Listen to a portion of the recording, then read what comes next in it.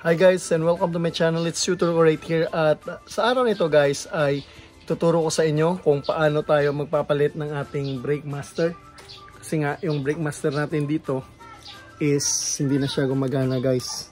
So nangyari kasi niyan is ito yung ating screw sa taas. Dalawang screw ay nasira na at hindi na natin makakayanang buksan. So makikita na natin dito guys na hindi na siya talaga masyadong gumagana. Kaya kailangan na nating palitan. Delikado ba naman pag walang brake yung ating motor. At ito na nga pala guys yung nabili nating brake master from Shopee. Charan! So ipapalit natin yan guys dito sa sirang brake master upang gagana na yung ating brake. Especially handbrake, front brake ng ating motor. Kaya ngayon guys, tatanggalin muna natin yung side mirror na nakakabit dito sa ating brake master set. So gagamit lang tayo ng number 14 wrench. Open wrench yung gagamitin natin guys. So panoorin lang kung paano siya ginagawa upang masundan natin at matapos nating baklasin yung ating sirang brake master.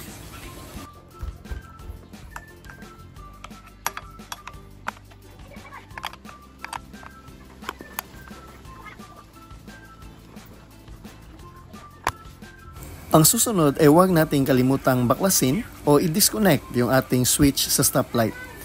Kasama rin kasi yan sa set ng ating brake master.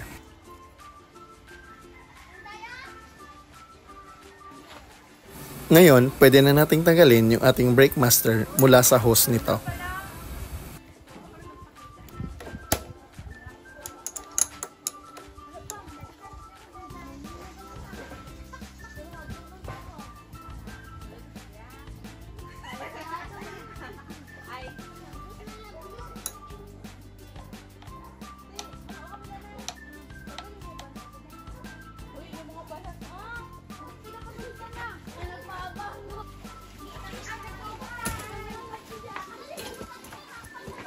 Ngayon ay susunod na natin ang pagtanggal ng mga bolts sa pag-connect sa brake master dito sa ating manibela.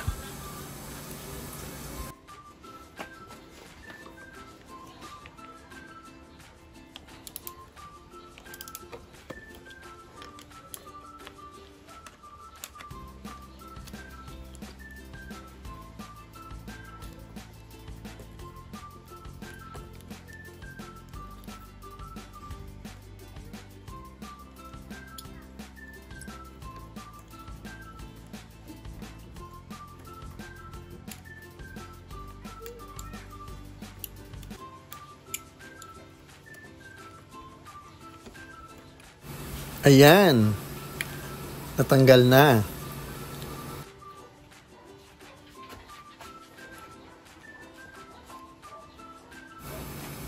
Kaya ito na yung bago at saka ito yung pull out yung luma.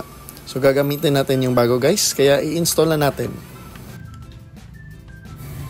Pansinin natin dito yung arrow na kasabi up dahil sa up yan nilalagay.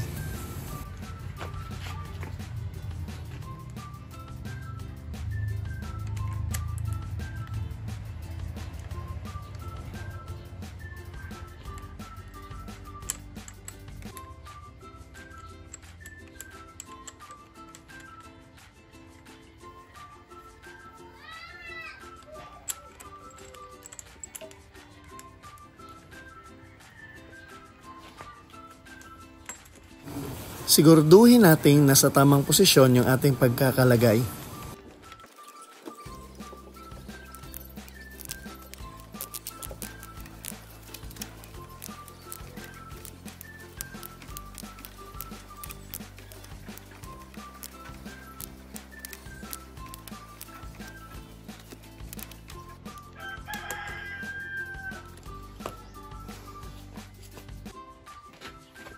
Ngayon, bago i-install yung hose na ito, ay siguraduhin nakaposisyon ng tama upang hindi na kakailanganing babaklasin at i-install muli.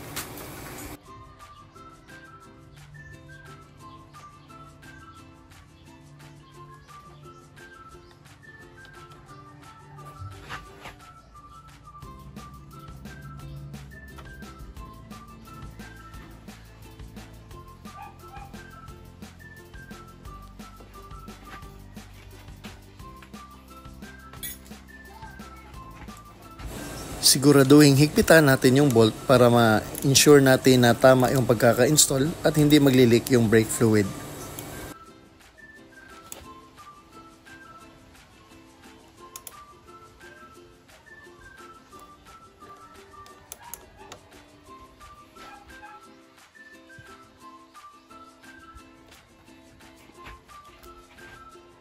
Ngayon, buksan na natin yung ating paglalagyan ng brake fluid. Siguraduhin naka .3 yung brake fluid na gagamitin natin o di kaya naman ay .4 kasi yun ang requirement ng brake fluid na gagamitin dito.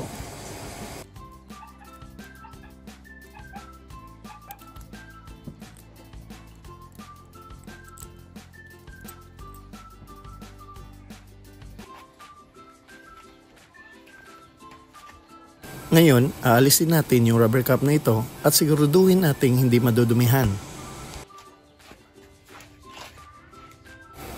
Ikakarga na natin ngayon yung ating brake fluid at siguraduhin nating hindi masyadong mapuno.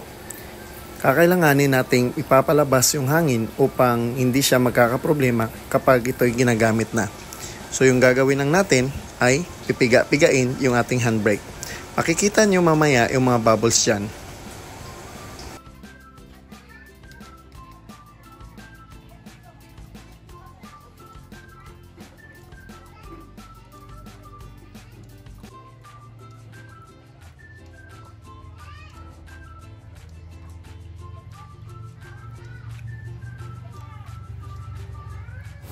At kapag naubos na yung mga air bubbles, ay pwede na nating dadagdagan yung nawalang brake fluid kasi nga bumaba na dun sa disc brake. Ngayon ay pwede na nating i-reinstall yung rubber cap. At syempre huwag kalimutan yung takip.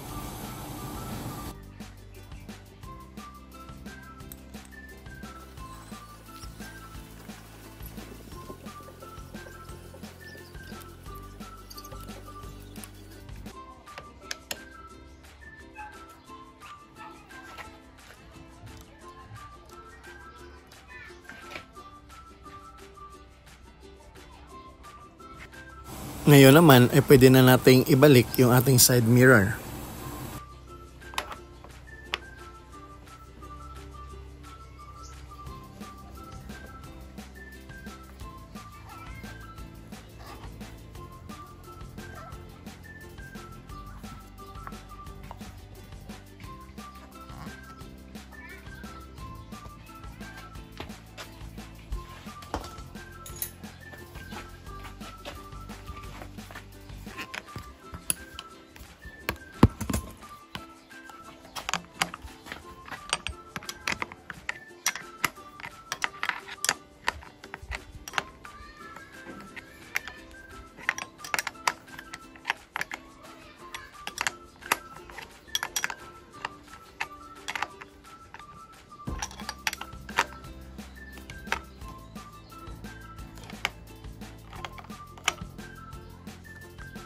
Matapos maikabit muli yung ating side mirror ay wag nating kalimutang ibalik yung connectors natin sa stoplight dyan sa baba ng ating brake master.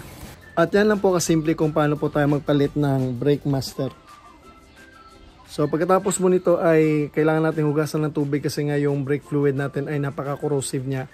Ibig sabihin ay kayang-kaya niyang sirain yung mga metals na andito sa ating motorsiklo. So kailangan natin linisin yan.